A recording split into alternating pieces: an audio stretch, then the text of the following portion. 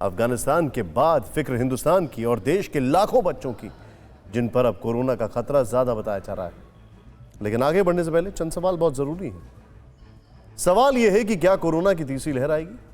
क्या जब कोरोना की तीसरी लहर आएगी तो बच्चों की सेहत पर भारी पड़ेगी?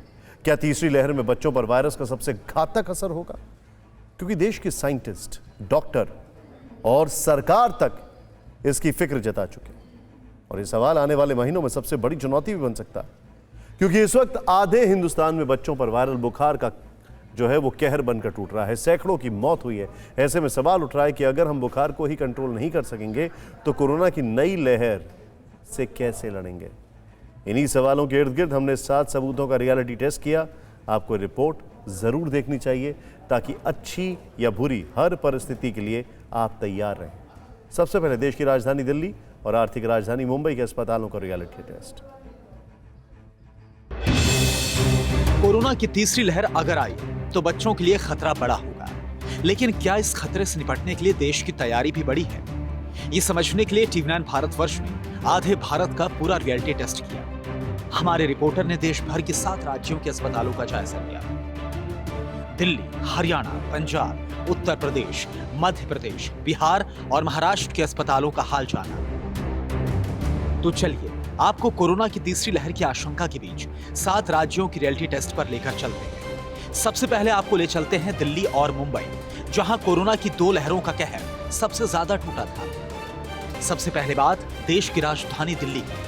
हमारी टीम बच्चों के सबसे बड़े सरकारी अस्पतालों में से एक चाचा नेहरू हॉस्पिटल पहुंची।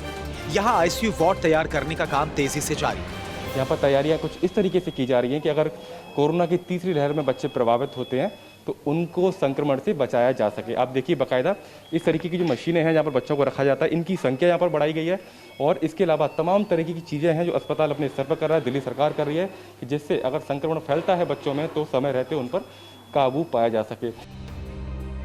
हमारी पड़ताल में ये पता चला कि यहाँ पर बच्चों के लिए बेड बढ़ाने के साथ साथ ऑक्सीजन प्लांट लगाया गया है।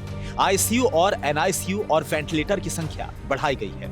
सभी बेड पर 24 घंटे ऑक्सीजन सप्लाई के लिए नई पाइपलाइन बिछाई गई है। पहले अस्पताल में 220 बेड्स की व्यवस्था थी। कोरोना की तीसरी लहर को देखते हुए बेड्स की संख्या को बढ़ाकर 250 से अधिक किया गया है। वहीं 30 आईसीयू बेड्स को बढ़ाकर 100 कर दिया गया है। इसके अलावा 150 ऑक्सीजन पॉइंट्स की संख्या को बढ़ाकर अब 230 तक पहुंचा दिया गया है। अस्पताल की तैयारियों को लेकर टीवी9 भारतवर्ष की टीम ने चाचा नेहरू बाल चिकित्सालय की हेड ममता जाजू से भी बात की है। कोविड 3rd वेव में अगर बच्चे आते हैं तो बच्चों को कैसे आइडेंटिफाई करना है, बच्चों का कैसे ट्रीटमेंट करना है, तो वो हर लेवल के स्टाफ को हमने ट्रेन किया है। उसमें पैरामेडिकल स्टाफ भी है, टेक्निकल स्टाफ भी है, नर्सिंग स्टाफ भी है, डॉक्टर्स भी है। यहाँ वार्ड में बच्चों को अकेला नहीं रखा जाएगा। कोरोना होने की स्थिति में बच्चों के साथ माता पिता को रहने की अनुमति मिलेगी। इन तैयारियों के साथ ही अस्पताल प्रशासन हेल्पलाइन नंबर को जारी करने का प्लान बना रहा है, जिससे बीमार बच्चों को किसी भी वक्त मदद मिल सके। तीसरी लहर को लेकर चाचा नेहरू अस्पताल की तैयारियां बहुत हद तक संतोषजनक है। इसके बाद बच्चों की बड़ी फिक्र को लेकर हमने महाराष्ट्र की राजधानी मुंबई का रुख किया और हमारी टीम ने मुंबई की मेयर किशोरी पेडनेकर से बातचीत की। उन्होंने क्या दावा किया आप खुद सुनिए। हमने वार्ड रेडी रखे हैं, वेंटिलेटर बच्चे के लिए अलग वेंटिलेटर लगता है वो हमारा रेडी है। हमारे क्वारंटाइन सेंटर अलग है, उसमें बच्चे लोग 14 दिन 15 दिन रह सकते हैं। मेयर ने दावा किया कि मुंबई में 25,000 बेड बच्चों के लिए तैयार रखे गए हैं और जरूरत पड़ी तो 25,000 और बेड्स बढ़ाए जा सकते हैं। मेयर के इसी दावे की पड़ताल करने हम पहुंचे बांद्रा कुर्ला कॉम्प्लेक्स। यहाँ जंबो कोविड सेंटर बनाया गया है। डॉक्टरों का कहना है कि अगर आईसीयू और एनआईसीयू की जरूरत पड़ती है तो बीएमसी की जो डेडिकेटेड अस्पताल हैं वहाँ पर वो सुविधा है और यहाँ पर ऑक्सीजन और नॉन ऑक्सीजन बेड है। इस जंबो कोविड सेंटर की क्षमता 2300 के आसपास है। फिलहाल यहाँ पर सिर्फ 25 कोरोना के मरीज इलाज करवा रहे हैं। इस समय यहाँ पर 1-2 बच्चे भी आ रहे हैं, लेकिन तीसरी लहर को देखते हुए आगे की तैयारियां और भी बड़ी हैं। एट प्रेजेंट बीएमसी का जो गाइडलाइन है, मतलब जो एट प्रेजेंट गाइडलाइन है उसके हिसाब से जंबोज में oxygen and non oxygen beds को अलॉट किया गया है। Bandra Kurla complex Covid centre बनाने के साथ ही मुंबई के मलाड, वर्ली और कंजूर मार्ग पर भी ऐसे सेंटर बनाए गए हैं जहां बच्चों के लिए स्पेशल आईसीयू तैयार है। वहां आईसीयू से जुड़ा एक दूसरा कमरा भी है जिसमें संक्रमित बच्चों के माता-पिता पीपी किट पहनकर रुक सकेंगे। यानी देश के 2 महानगरों ने बच्चों को बचाने के लिए कमर कस रखी है। लेकिन ऐसे दावे दूसरी लहर से पहले भी किए जा रहे थे और अब तीसरी लहर से पहले की तैयारियों के दावे भी अभी महामारी की कसौटी पर परखे जाने बाकी हैं। देखिए, अच्छी खबर आपको ये बता दें कि 2 वैक्सीन जो हैं भारत में टेस्ट की गई हैं बच्चों के ऊपर। भारत बायोटेक कोवैक्सीन और जाइडस कैडिला की जाइकोव डी। अनुमान है कि 1 महीने के अंदर अंदर शायद बच्चों के लिए वैक्सीन शुरू हो सकती है, शायद। और अगर ऐसा हो जाता है तो ये बहुत बड़ी राहत की खबर होगी। यानी 2 मेट्रो शहरों में स्थितियां बेहतर हैं, जो भी आपने रिपोर्ट में देखा। लेकिन आज हम तीसरी लहर में बच्चों की फिक्र कर रहे हैं। ऐसे में जानना जरूरी है कि कोरोना वायरस की पहली और दूसरी लहर में कितने बच्चे संक्रमित हुए। सरकारी आंकड़ों के मुताबिक दूसरी लहर में 11.62% बच्चे संक्रमित हुए, जबकि पहली लहर में 11.31% वायरस की चपेट में बच्चे आए। कर्नाटक में तो दूसरी लहर के दौरान बच्चों में संक्रमण तेजी से फैला है। 1 मई 16 से 16 मई के बीच यानी महज 15 दिनों में 19,000 बच्चे संक्रमित हुए हैं। देश के अस्पतालों के आंकड़े इस बात के सबूत हैं कि कोरोना ने दूसरी लहर में भी बच्चों को चपेट में लिया है। ऐसे में जब आशंका है कि तीसरी लहर बच्चों को ज्यादा प्रभावित करेगी, तब देश के 2 सबसे बड़े राज्य उत्तर प्रदेश और बिहार इस महामारी से लड़ने के लिए कितने तैयार हैं, आइए देखते हैं हमारी पड़ताल। कोरोना की तीसरी लहर से निपटने के लिए क्या उत्तर प्रदेश तैयार है? ये जानने के लिए हमारी पड़ताल की शुरुआत हुई लखनऊ के सबसे बड़े अस्पतालों में एक बलरामपुर चिकित्सालय से, जो कोरोना की दूसरी लहर के दौरान मौतों के लिए चर्चा में रहा। तो मैं हम लखनऊ के बलरामपुर हॉस्पिटल के पीकू वार्ड में हैं और यहाँ पर आप देख सकते हैं कि किस तरीके से इंतजामात किए गए हैं। सारी चीज़ें यहाँ पर, चाहे वो ट्रेसिंग के लिए हो, टेस्टिंग के लिए हो या ट्रीटमेंट के लिए हो, सारी चीज़ों का अरेंजमेंट किया गया है। यहाँ अलग से डेंगू मलेरिया वार्ड भी बनाया गया है, जहाँ डेंगू मलेरिया और वायरल बुखार से पीड़ित मरीज हैं। लेकिन इसमें सबसे ज्यादा संख्या बच्चों की है। इस वक्त हमारे पास ज़्यादातर मरीज, आप मान के चलिए 75% पेशेंट वो आपके जो है खांसी, जुकाम, जकड़न, सांस फूलने के हैं और अच्छे से मैनेज हो रहे हैं। हमारी पड़ताल बता रही थी कि बलरामपुर का अस्पताल बहुत हद तक संभल चुका है और इसके बाद हमारी टीम पहुंची लखनऊ के ही लोक बंधु अस्पताल में। हम लखनऊ के लोक बंधु अस्पताल में हैं, जो कि कोविड हॉस्पिटल है और यहाँ पर जनरल के अलावा पीकू वार्ड भी बनाया गया, खास करके बच्चों के हिसाब से बनाया गया है, जहाँ पर खेलने से लेकर के उनके एंटरटेनमेंट के इलाज से सारी व्यवस्थाएं यहाँ पर की गई हैं। सूबे की राजधानी में तो सब कुछ चाक चौबंद था, लेकिन पड़ताल में हमें कुछ ऐसी तस्वीरें भी दिखी जो फिक्र बढ़ाती है। महाराजगंज जिला अस्पताल में डेंगू और वायरल बुखार से पीड़ित मरीजों की भरमार है। यहाँ ओपीडी में मरीजों की कतार देखी जा सकती है। बेड नहीं मिलने से ज्यादातर मरीज जमीन पर लेटकर अपना इलाज करवा रहे हैं। बच्चों के वार्ड में एक ही बेड पर 3-3 मरीजों का इलाज किया जा रहा है। अब फिरोजाबाद के शिकोहाबाद ब्लॉक के प्राथमिक स्वास्थ्य केंद्र का हाल देख लीजिए। आरोप है कि यहाँ डॉक्टर नहीं आते और झोला छाप डॉक्टर पेड़ के नीचे लिटाकर मरीजों का इलाज कर रहे हैं। बावजूद इसके सरकार के दावे बड़े बड़े हैं। पीजीआई का टीम, केजीएमयू का टीम और लोहिया की अलग अलग टीम हमने इन सब पीड़ित जनपदों में हमने भेजा भी है, जो लगातार काम करके अपना पूरा मार्गदर्शन कर रही है। अब बिहार की तैयारी देखिए।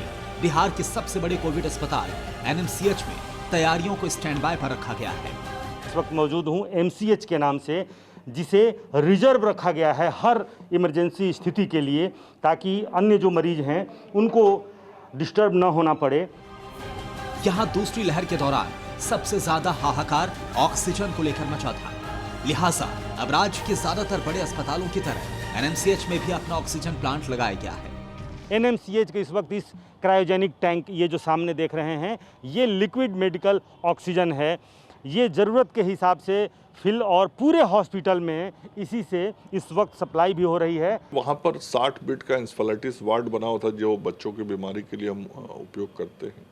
तो वहाँ बड़ी संख्या में हमारे पास बेड की उपलब्धता है।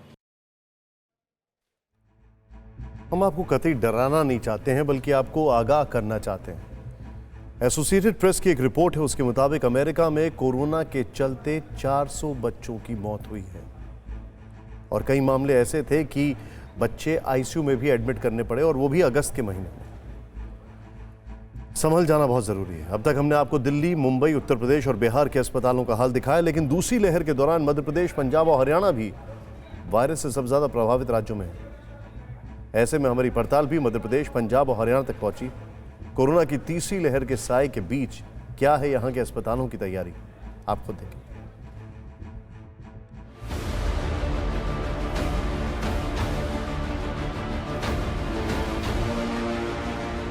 कोरोना की पहली लहर की तुलना में दूसरी लहर में बच्चे 5 गुना ज्यादा संक्रमित हुए हैं।